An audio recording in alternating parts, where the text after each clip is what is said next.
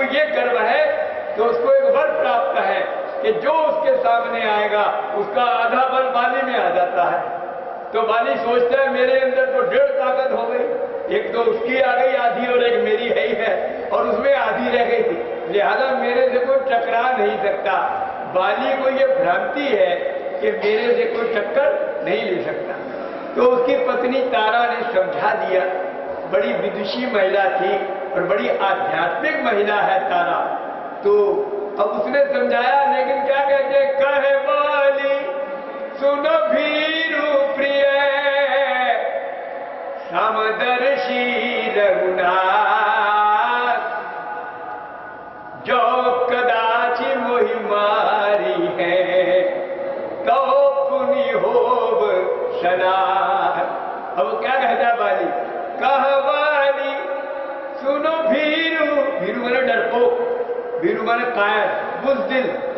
तो बाली कहता है, ए मेरी डरपोक पत्नी, ध्यान से मेरी बात सुन। कहे बाली सुनो भीरु प्रिया समदर्शी रघुनाथ, बोले भगवान समदर्शी है। अब आप ध्यान दें, यद्यपि सम और नहीं राग न रोषु, और गहहि न पाप पुण्य गुण दोषु, और तदपि करई सब विषम विहारा, भक्त अभक्त हृदय अनुसार। देखो बाली तो कहता है, बाली कहता है कि समदर्शी रघुनाथ। और एक बात और है, इस भाव को राम जी ने भी अभिव्यक्त किया हनुमान जी के सामने कि समदर्शी मोहे कह सबको। आप ध्यान दीजिए, राम जी कहते हैं कि हे हनुमान, मुझे सब लोग कहते हैं कि मैं समदर्शी हूं, लेकिन समदर्शी नहीं हूं मैं। समदर्शी कहाँ है कि सेवक प्रिय अनन्य गति सो, बोले जो अनन्य गति वाला सेवक है वो मुझको ज्यादा प्यारा है। कहाँ रह गए समदर्शी? इसलिए कहते समदर्शी मुझे कह दो, मुझे सब लोग कहते हैं कि मैं समदर्शी हूं।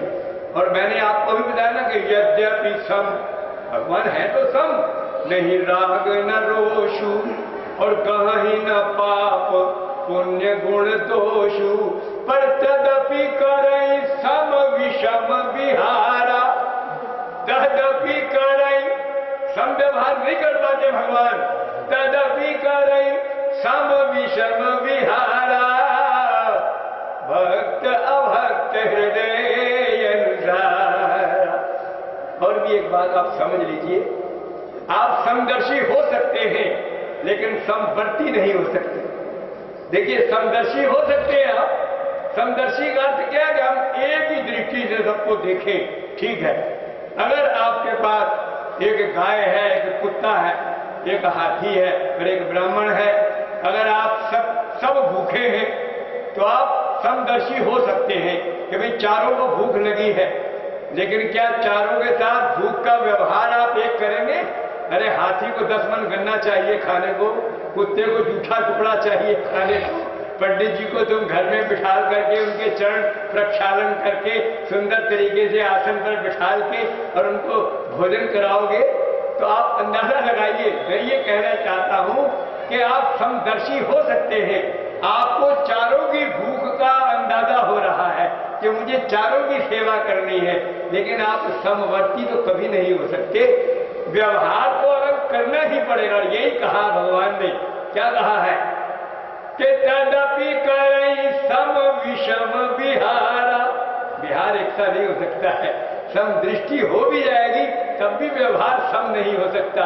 तदपि करई सम विषम विहारा, भक्त अभक्त हृदय अनुसारा। अब देखिए ना, एक भक्त ऐसा है कि जो एक क्षण के लिए अपना एक श्वास भी अपने प्रभु की याद के बगैर नहीं निकलने देता। अब बताइए उसकी दूसरे भक्तों के साथ कैसे तुलना हो जाएगी? मानस में ही आप देखिए कि भरत सरिस को अरे राम स्नेही।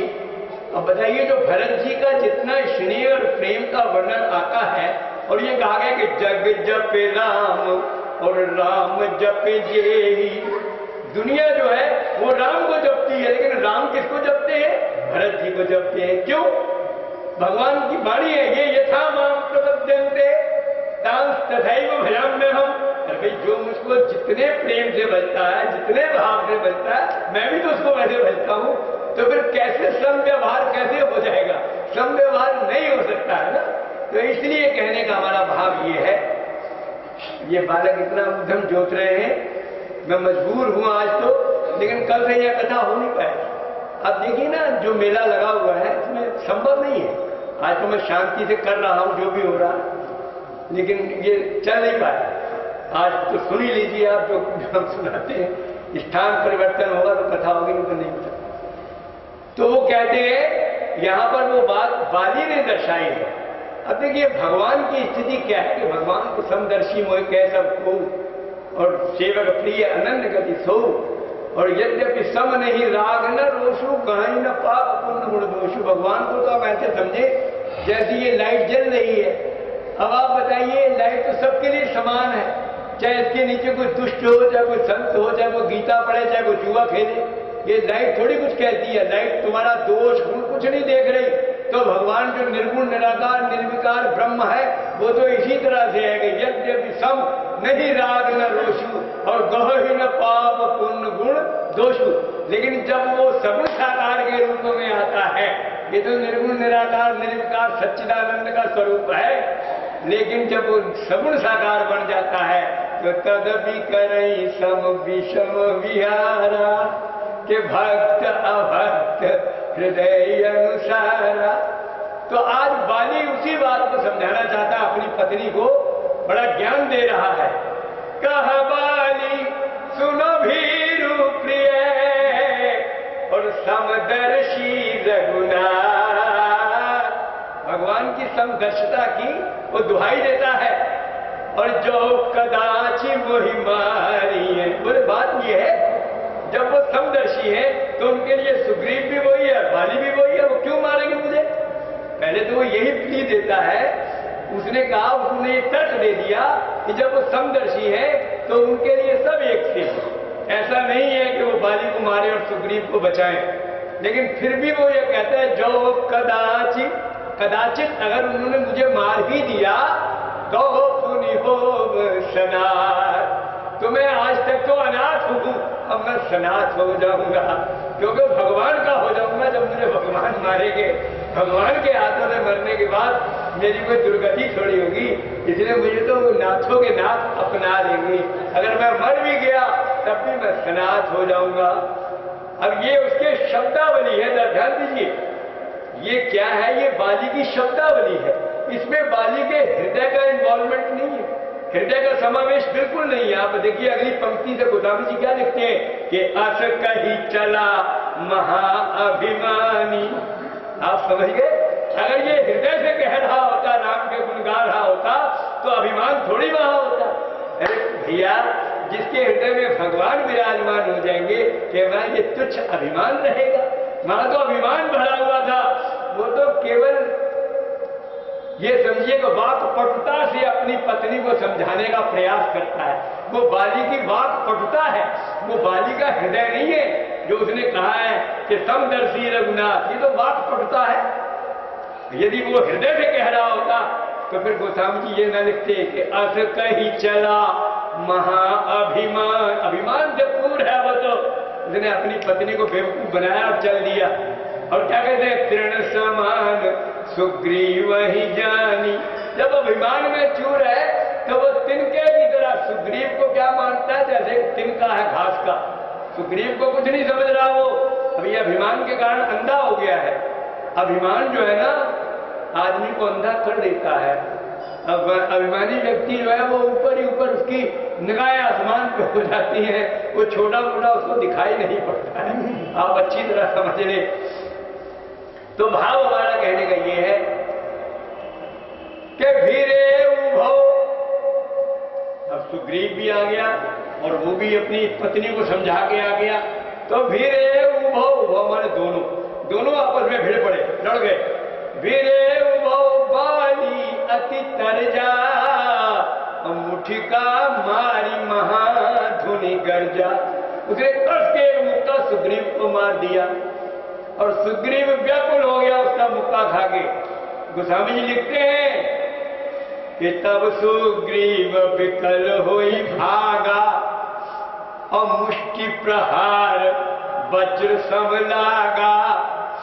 बाली का जो एक मुक्का था वो सुग्रीव के सीने पर ऐसे पड़ा जैसे वज्रपात हो गया, उसके ऊपर जैसे वज्रपात हो गया। मुक्का नहीं था, वज्रपात हो गया। अब वो तो डर के, घबरा करके, परेशान होकर के, दुखी होकर के भागा।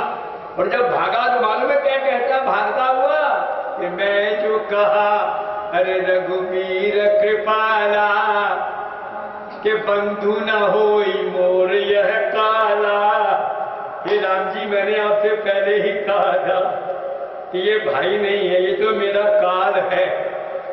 बात ये है, देखो जब तक आदमी धूप में जला हुआ ना हो तो उसे पेड़ की छाया का आनंद मिलेगा? अब बताइए। अरे पेड़ की कितनी ठंडी छाया है, इसका अनुभव केवल वही व्यक्ति कर सकता है जो धूप में जला हुआ है, तपा हुआ हो, मई जून के महीने की गर्म तप्त हवाओं से झुलसा हुआ हो, और वो किसी पेड़ के नीचे ठंडी शीतल वायु प्राप्त करेगा तो उसको आनंद आएगा। तो भगवान ने सोचा हम तो बाली को अरे बाण भी पकड़ने की जरूरत नहीं है, अगर राम तो संकल्प भी कर देते तो बाली वही साफ हो जाता। जिसके संकल्प से सृष्टियां साफ हो सकती हैं, कुल ब्रह्मांड नष्ट हो सकता है और पैदा हो सकता है, क्या उनको बाली को मारने के लिए कोई यत्न करना था? लेकिन भगवान ने सोचा कि कम से कम बाली को तो मैं मार डालूंगा, इसको क्या पता चलेगा कि मैंने इसका कुछ काम किया, इसलिए इसको एक मुक्का लगने दो ताकि इसके शब्द निकल आए कि मैं जो कहा अरे रघुवीर कृपाला के बंधु न होई मोर यह काला। तो आप भगवान ने कितनी बढ़िया बात कही है कि एक रूप तुम भ्राता दो। अब बताओ, वो जो अंतर्यामी घटघट व्यापी सर्वज्ञ है उसको ये कहना पड़ रहा है कि भैया मेरी पहचान में नहीं आए क्योंकि तुम दोनों भाई एक से ही हो ना। तो मैंने सोचा कहीं मैं बाली की जगह सुग्रीव को ही मार दिया तो काम सारा गड़बड़ हो जाएगा, इसलिए कहते हैं कि एक रूप तुम भ्राता दो और ते ही भ्रम ते नहीं मारो सो। बोले मैंने उसको इसलिए नहीं मारा कि तुम्हारे दोनों भाइयों के चेहरे एक से हैं। भैया मैं दूर से बाण छोड़ता, अब मुझे नहीं मालूम कि सुग्रीव कौन है बाली कौन है। अब बताइए कितनी भोली बात यह भगवान कर रहे हैं, उसको समझा रहे हैं, उसको पट्टी पढ़ा रहे हैं। और फिर क्या किया कि मेरी कंठ सुमन कई माला। भगवान ने कहा अभी मैं धोखा खाऊं। अब एक जो फूल की माला थी ना भगवान के गले में, वो उतार करके उन्होंने सुग्रीव को पहना दी। अब पठवा पुनि बल दे विशाल, फिर विशाल बल दे करके भेज दिया।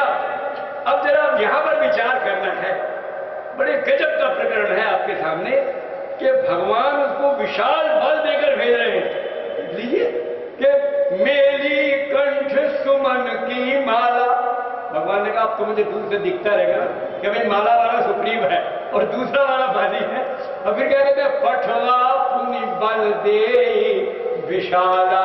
विशाल बल भगवान जिसको दे दे वो हार रहा है। जरा हैरानगी हो रही है कि बहु छल बल सुग्रीव करी ये हारा भय मानी।